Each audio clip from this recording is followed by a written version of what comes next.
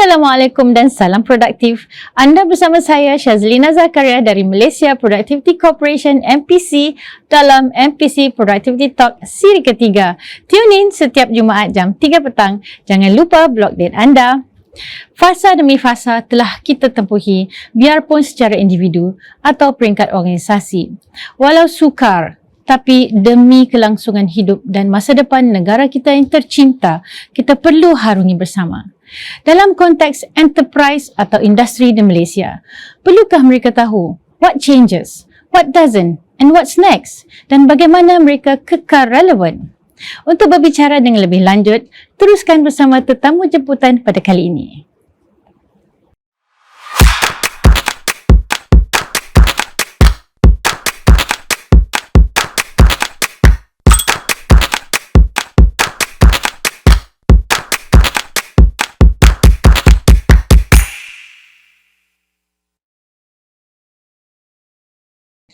Bersama saya hari ini ialah Yang Berbahagia Datin Zainul Bakar, Timbalan Ketua Pengarah MPC. Selamat datang ke MPC Productivity Talk Yang Berbahagia Datin. Terima kasih. Apa khabar? Baik, Alhamdulillah. Sihat hari ini mudah-mudahan. InsyaAllah sihat. Alhamdulillah. Baik Datin, kita telah melihat pelbagai perubahan berlaku. Baru-baru ini pun kita telah melihat perubahan dalam struktur pentadbiran kerajaan ya. Dan juga pandemik COVID-19 pun telah memberi impak dalam pelbagai aspek lah dalam kehidupan kita lah COVID-19 ini ya. Dan bagaimanakah kesan terhadap sektor industri ataupun enterprise di Malaysia bagi pandangan Datin? Terima kasih Puan Syazlina atas jemputan kepada saya untuk hadir dalam program yang dinamakan sebagai Productivity Talk untuk memberi sedikit pandangan dari sudut saya sendiri tentang isu-isu semasa, especially enterprise yang kita hadapi sekarang ini.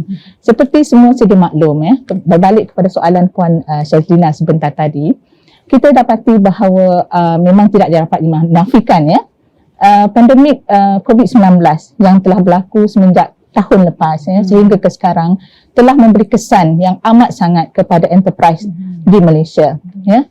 Kenapa ini berlaku? Kerana penguatkuasaan MCO yang kita kenali telah menjejaskan operasi syarikat, dan ini berlaku bukan sahaja di Malaysia tetapi di seluruh dunia.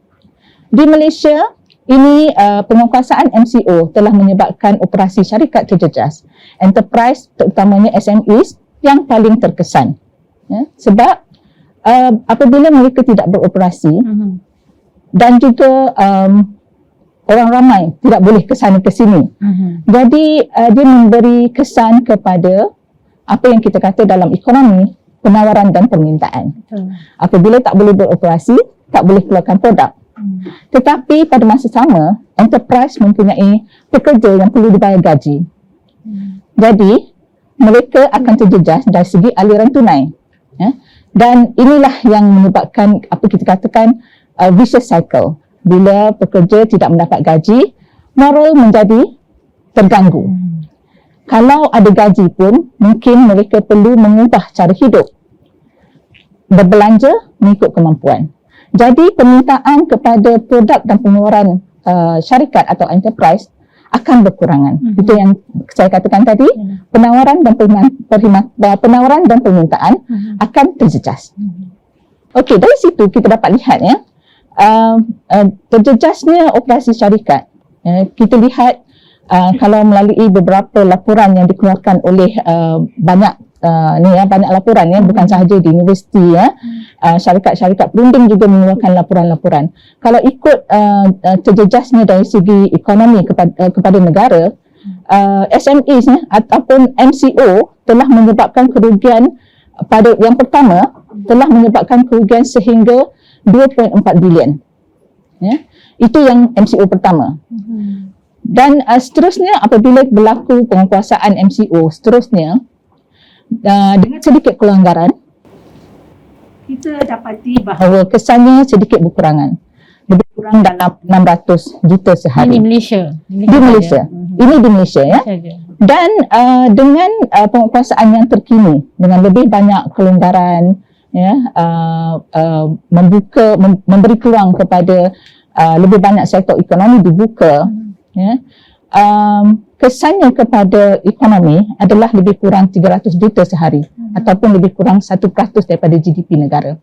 Ya, tetapi bagi syarikat besar, penutupan ataupun penguatkuasaan MCO yang berlarutan tidak akan memberi kesan yang besar.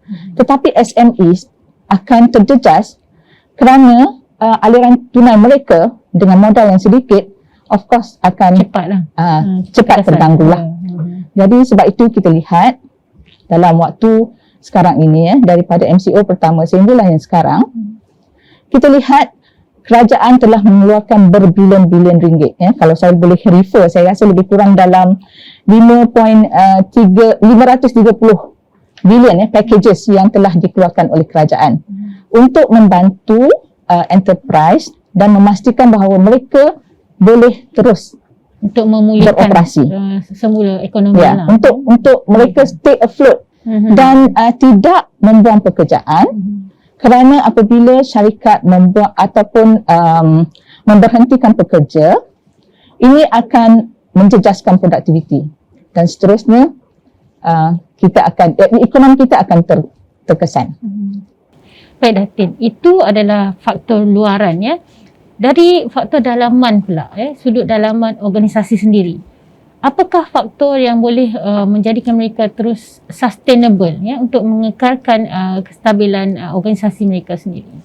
Terima kasih Puan Syazlina. Saya berpendapat waktu sekarang adalah waktu yang paling sesuai untuk organisasi terutama yang para peniaga untuk melihat dan menyemak semula model perniagaan mereka untuk memastikan mereka terus boleh beroperasi dan bergerak seperti sebelum pandemik berlaku. Di MPC, kita ada model kecemerlangan organisasi yang kita namakan Malaysia Business Excellence Framework. Ya. Dalam framework ini menceritakan tentang kesaling hubungan elemen-elemen di dalam framework tersebut, iaitu 6 elemen pertama, iaitu talent ataupun pekerja, strategi yang digunakan, proses-proses yang ada, bagaimana syarikat berkomunikasi, proses saya dah sebut tadi, apa lagi maklumat yang ada di dalam organisasi tersebut dan bagaimana kesemua 6 elemen ini digunakan dengan secara cekap dan menghasilkan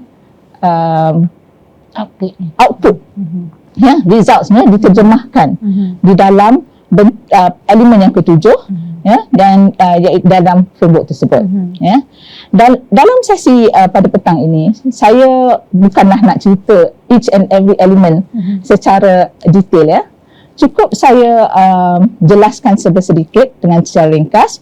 Kesemua elemen ini kalau kita gunakan secara efisiennya, dalam kesemua ini para pemimpin adalah yang pada saya adalah satu elemen yang memainkan peranan yang amat penting. Tadi saya rasa saya tertinggal satu elemen, pemimpin. Itu penting tu. Kepemimpinan di dalam organisasi tersebut. Itu adalah merupakan elemen yang penting. Di mana dalam keadaan sekarang, seperti saya katakan tadi, waktu yang sesuai untuk pemimpin syarikat atau enterprise memikirkan bagaimanakah mereka boleh berubah mengikut keadaan semasa. Perlu memikirkan bagaimana pekerja itu digunakan strategi yang terbaik untuk memastikan bahawa syarikat dapat beroperasi walaupun dalam cabaran sekarang. Bagaimana pekerja dapat dilibatkan, ensure that mereka ini terus dapat memberi sumbangan walaupun terpaksa potong gaji, bekerja mengikut giliran, tetapi penglibatan dan komitmen pekerja amat penting untuk memastikan mereka boleh terus beroperasi. Kemudian kita lihat kepada elemen yang lain, bagaimana elemen seperti maklumat yang ada di dalam organisasi tersebut diguna pakai kepada pemimpin ataupun the CEOs of the companies, bagaimana maklumat yang ada di dalam syarikat tersebut boleh digunakan untuk mereka membuat keputusan yang terbaik untuk beroperasi dalam keadaan sekarang. Kemudian dari segi komunikasi, saya nyatakan tadi, komunikasi yang terbaik untuk libatkan semua orang di dalam framework tersebut. Tambah-tambah sekarang semua adalah virtual, secara virtual ya. Yes. Kita dah kena less physical contact ya. Yes.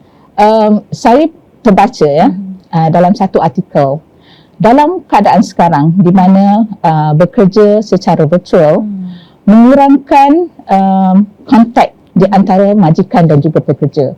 Jadi perlu mewujudkan situasi di mana pekerja rasa tetap dihargai dan visible di mata pengusaha ataupun majikan. Jadi itu penting. And with all these elements, kalau kita menguruskannya secara cekap, resultnya akan tergambar di dalam elemen yang ketujuh saya nyatakan tadi, iaitu results, keberhasilan kepada syarikat. Kita akan dapat lihat produktiviti akan terus meningkat, keuntungan syarikat juga terus meningkat. Jadi itu yang saya katakan, model Malaysia Business Excellence Framework MBEF ini menunjukkan bahawa sekiranya organisasi mengambil kira ketujuh-tujuh elemen di dalam framework tersebut, walau dalam keadaan kita sekarang dengan kekangan-kekangan yang dihadapi, mereka akan tetap terus beroperasi dan stay afloat. Di sini saya nak ringkaskannya ataupun beri kesimpulan bahawa majikan memainkan peranan penting kerana mereka perlu peka dengan keadaan semasa. Perlu tahu what are the changes happening around them, what doesn't and what's next. Sekarang juga adalah masa yang terbaik untuk majikan memikirkan sama ada mereka perlu beralih kepada teknologi dalam menghasilkan produk dan perkhidmatan mereka. Kalau tak, mereka akan ketinggalan dari segi teknologi itu sendiri. Kekal menggunakan kaedah manual. Banyak teknologi-teknologi baru yang boleh diperkenalkan yang tidak memerlukan belanja sehingga berjuta-juta ringgit. They can start simple as long as it fits into their modal yang ada di syarikat itu sendiri. Jadi mereka perlu memikirkan bahawa perkara yang sentiasa memberi jalan yang terbaik, kaedah yang terbaik kepada syarikat untuk terus beroperasi walaupun dalam keadaan sekarang. Baiklah Datin, kita ada banyak lagi soalan nak bertanya ni. Jadi kita akan kembali selepas ini, jangan ke mana-mana.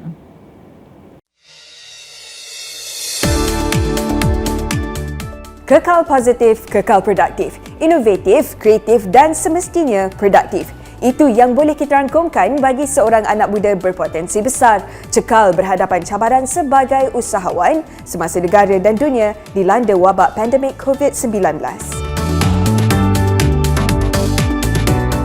Nama saya Muhammad Taqiyuddin bin Abdul Rahim.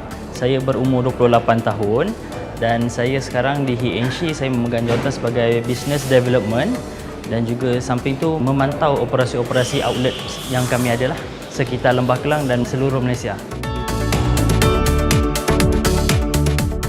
HNC ni bermula pada bulan 5 2019. Konsep kami adalah konsep lifestyle coffee shop. So di sini kami punya lokasi adalah terdiri daripada dalam kampus, yakni universiti-universiti dan juga hospital. Perbadanan Produktiviti Malaysia MPC sentiasa konsisten memberi panduan dan inisiatif kepada semua usahawan, terutama yang baru menceburi dunia mencabar ini. Biarpun semasa krisis COVID-19 melanda, MPC sentiasa memacu agenda dalam memastikan para usahawan untuk kekal positif dan produktif, terus berdisiplin dalam mempraktikkan norma baru bagi manfaat bersama. Semua satu dunia kecoh dengan isu COVID ni dan semua perniagaan terkesan akibat COVID. Outlet di UM ini sendiri kami baru buka pada awal bulan 3 dan kami sempat menjalankan perniagaan selama 2 minggu sahaja. Lepas tu kami menerima arahan untuk tutup. Memang agak terkesan dengan COVID ni. For the first, kami akan kaji balik dari segi costing untuk everything. Kami mengekalkan 3 ke 2 orang staff sahaja untuk dalam satu masa bagi mengawal kami punya kos lah dan juga melancarkan segala operation yang berlaku lah. Golongan muda semestinya sentiasa rancak mengaplikasikan setiap aspek pendigitalan sedia ada dan terkini. Penggunaan pelbagai platform media sosial menjadi medium utama untuk kemudahan seharian. Setiap aspek teknologi dimanfaatkan sepenuhnya bagi memastikan kelangsungan aktiviti urus niaga berjalan lancar dan terus relevan. Bagi meningkatkan produktiviti di kalangan kami, saya mengajak kami punya tim. Bila kami duduk berbincang, kami kata how to kita come out dengan increasekan kita punya productivity supaya kita dapat increasekan kita punya sale. Mereka mencadangkan, antaranya mereka mencadangkan mereka sendiri ingin membuat delivery campus ke campus untuk pihak kami sendiri. Kami cuba menyediakan poster untuk mereka blast di kalangan kawan-kawan mereka dan mereka sendiri dapatkan sale tu untuk mereka sendiri membuat delivery direct terus ke kawan-kawan mereka. MPC sentiasa dinamik membantu menyalurkan pelbagai inisiatif sepanjang tempoh pandemik COVID-19. Pembabit,an golongan usahawan muda dalam meningkatkan produktiviti negara akan lebih merancakkan aktiviti ekonomi sekaligus menambah peluang pekerjaan dan mengurangkan kebergantungan pada tenaga asing. Komitmen dalam mematuhi norma baru juga bukan menjadi satu halangan, sebaliknya memberi idea baru dalam meningkatkan daya usaha masing-masing. Syabas anak muda, bersama kita kekal positif, kekal produktif.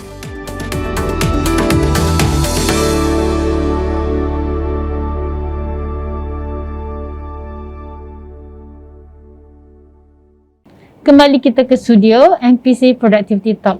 Baik Datin, kita telah mendengar tadi pelbagai landscape ataupun overview mengenai cabaran dan juga kekangan ya. Jadi bagi pendapat Datin lagi sekali ya, bagaimanakah ataupun perlukah industri ataupun enterprise ni melonjakkan produktiviti mereka dan bagaimanakah mereka boleh lakukan sedemikian secara yang boleh senang difahami lah untuk industri di luar sana. Terima kasih Puan Syazlina atas soalan tersebut ya.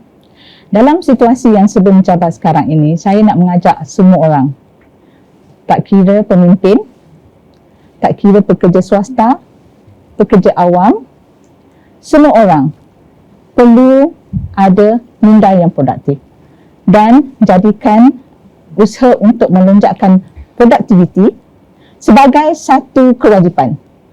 Jangan jadikan ia sebagai satu byproduct.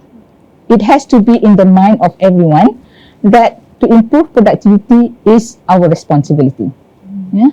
Jadi kita perlu go back kepada soalan Puan Syazlina ini tadi. Ya, peningkatan productivity ini kepada enterprise. Ya. Kalau enterprise kita lihat bila dia nak menghasilkan produk, apa yang ada yang mereka perlukan, iaitu modal dan juga tenaga buruh. These are the key factors untuk production. Ya. Tetapi kedua-dua input ini adalah apa yang kita katakan scarce resources. Ya. Kaedah kebergantungan kepada dua input utama ini secara kuantitatif sahaja tidak mencukupi untuk orang kata meneruskan ataupun melonjakkan produktiviti. Ya. Perlu ada gabungan antara kuantitatif aspek itu tadi, modal dan juga tenaga pekerja, dengan kualitatif aspek, ya, iaitu perkara-perkara yang boleh memberi kecekapan, ya, bagaimana kedua-dua input ini boleh digunakan dengan lebih cekap supaya dapat menghasilkan produk dan perkhidmatan dengan lebih cepat, tanpa pembaziran, orang kata mudah, ya, tetapi hasilnya at the end of the day sama ataupun meningkat. Yang itulah yang kita katakan productivity. Kalau dalam istilah ekonomi lebih dikenali sebagai total factor productivity, dengan mengambil kira faktor kuantitatif, modal dan juga tenaga buruh dan juga sistem dan proses yang ada di dalam syarikat ataupun enterprise tersebut. Tetapi apakah kaedah untuk ensure that penggunaan kedua-dua input kuantitatif ini dapat ditingkatkan. Itu yang digunakan secara optimum lah. Ya. Ya? Okey. Itu yang saya katakan tadi. Untuk meningkatkan ataupun melonjakkan produktiviti perlu melihat kepada kesemua faktor-faktor ini. Contohnya tenaga buruh ataupun pekerja itu sendiri. Bagaimana kita boleh jadikan mereka ini lebih cekap dan mampu membuat kerja dengan lebih cepat dan kurangkan pembaziran. Ya. Upskilling dan reskilling adalah satu kaedah untuk kita memastikan bahawa mereka akan terus bekerja dengan lebih produktif. Wujudkan persekitaran yang menggalakkan inovasi, ya, dan memberi mereka ruang untuk mencari kaedah bagaimana mereka dapat menghasilkan kerja mereka dengan lebih cepat. Baik itu mengurangkan masa untuk menghasilkan perkhidmatan. Okey, sekiranya kerja yang mereka lakukan, ya, pekerja selalu gunakan secara manual, perlu berubah, boleh berubah ataupun fikirkan bagaimana ataupun automate sistem-sistem yang ada. Ya, dan gunakan teknologi. Banyak dah nak move to the simple one, ya, or even sekarang kita dah ada macam-macam teknologi, ya, kita dah move towards industrial revolution. So perlu lihat kepada semua ini untuk melonjakkan produktiviti. Tambahan dalam keadaan kekangan sekarang, ya, banyak telah dipendekkan, dia telah dipotong, ya, kos dan sebagainya disebabkan pandemik COVID-19, ya. Ya. Saya juga nak menambah, ya, Puan Syazlina, syarikat perlu sentiasa lihat dan review proses yang digunakan bagi mengeluarkan produk dan perkhidmatan mereka. Ya. Sekiranya proses yang ada terlalu kompleks, perlu mencari kaedah bagaimana nak simplify proses-proses tersebut. Ya, di MPC kita ada Lean, Six Sigma, 5S dan sebagainya. Ya, mereka mudah tetapi efektif. Ini apa program-program penambahbaikan? Peningkatan produktiviti. Sebab kita bercakap tentang melonjakkan produktiviti. So these are some of the processes ataupun kaedah yang boleh digunakan dalam proses pengeluaran produk dan perkhidmatan yang dapat melonjakkan produktiviti syarikat. Dan dalam program-program kita, ya, perkara ini bukan historik semata, tetapi kita dah buktikan dalam program-program seperti SPPE, ya, skim pembangunan peningkatan produktiviti enterprise. Ya. Syarikat-syarikat yang dibimbing oleh MPC telah menunjukkan peningkatan dari segi kecekapan mereka menghasilkan produk dan perkhidmatan, di mana kita lihat mereka berjaya mengurangkan pembaziran, memudahkan ataupun mengurangkan masa untuk menghasilkan produk dan perkhidmatan, produktiviti meningkat, dan apa yang penting kepada syarikat atau enterprise adalah keuntungan kepada syarikat itu meningkat. Ya, dan peratus peningkatan itu berkisar bukan sahaja setakat 1 atau 2%, ada yang sehingga 10%, ya, dan ada yang sehingga 50%, melihat kepada indikator-indikator yang digunakanlah untuk melihat kepada keberkesanan proses tersebut. Jadi yakinlah bahawa, ya, usaha-usaha penambahbaikan berterusan dalam jangka masa panjang akan dapat meningkatkan produktiviti syarikat. Pak Datin, soalan terakhir. Ini secara peribadi, ya. Kita mengambil semangat kemerdekaannya, di mana kita akan menyambut hari kemerdekaan tak lama lagi, iaitu Malaysia Prihatin. Okay? Sebagai rakyat Malaysia yang mencintai negara kita ini, dan dalam konteks enterprise, okay, bagaimanakah yang kita boleh ataupun Datin boleh beri pandangan, ya, semangat prihatin ni boleh dipupuk di kalangan individu ataupun enterprise sendiri untuk mengekalkan mereka supaya mereka terus relevan dan berdaya saing. Terima kasih Puan Syazlina. Sebelum tu, saya nak mengucapkan tahniah kepada kita semua, ya, di atas sambutan yang kita akan adakan tak lama lagi, ya. Selamat menyambut Hari Kemerdekaan yang ke-64 bagi negara kita, negara Malaysia yang kita cintai, ya. Mengambil semangat kemerdekaan ini, sebagai rakyat Malaysia kita perlu mendukung 5 prinsip rukun negara yang utama, ya. Dan melihat kepada tema Hari Kemerdekaan, sambutan kemerdekaan kita, iaitu Malaysia Prihatin, kita aplikasikan kepada syarikat atau enterprise. Saya nak rujuk kepada elemen yang keempat, di dalam rukun negara tersebut, iaitu kedaulatan undang-undang. Di sini saya ingin mengajak semua orang, tak kira lah enterprise pun, tapi bagi enterprise saya rasa semua elemen tersebut, rukun negara tersebut adalah penting, perlu didukung oleh semua orang dan perlu ada jati diri.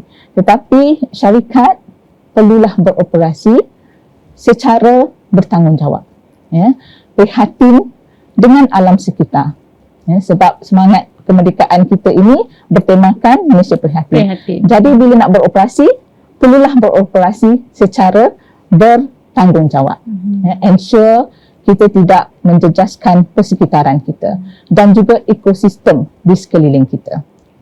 Banyak aspek yang boleh diaplikasikan kalau kita nak lihat kepada rukun negara itu sendiri, dan dari segi elemen yang keempat ini banyak aspek yang kita boleh ni, dari segi pematuhan kepada bahan-bahan yang digunakan, memenuhi hak-hak dan tanggungjawab pelanggan, pekerja.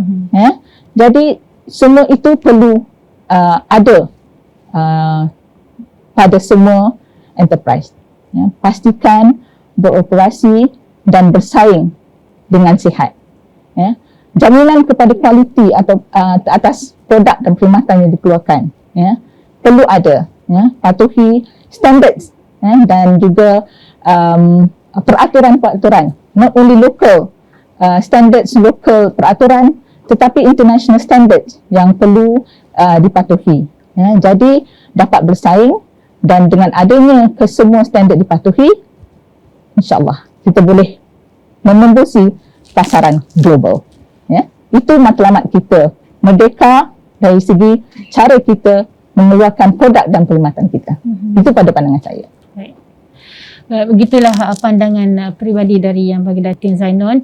Kita terus merdeka dari minda-minda yang toksik dan kita terus produktif supaya kita terus kekal daya saing, dan as enterprise Datin, kita terus perlu prihatin untuk mengetahui what changes, what doesn't and what's next. Dengan itu kami ucapkan terima kasih kepada Yang Baginda Datin Zainon Bakar, Timbalan Ketua Pengarah MBC.